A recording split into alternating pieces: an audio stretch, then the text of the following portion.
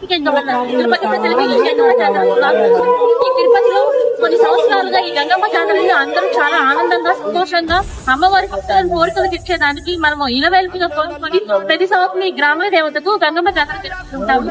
పిల్లలు పెద్దలు ప్రతి ఒక్కరు మాతకి వేషకం, చిన్న పిల్లలు అమ్మవారి వేషకం, ప్రతి ఒక్క వేషకం వేసుకొని ఈ గ్రామ దేవతకు వచ్చి మనము పూజలు సమర్పించుకుంటే ఆ గ్రామ దేవత మన కోరిన కోరికలన్నీ తీరుస్తుందని ఒక ప్రముఖి అందరూ నమ్ముతారు.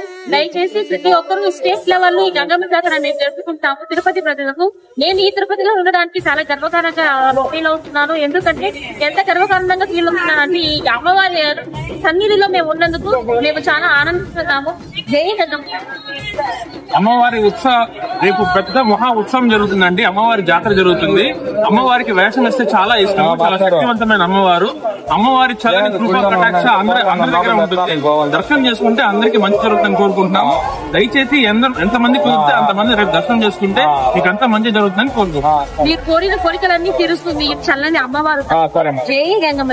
జై గంగమ్మ.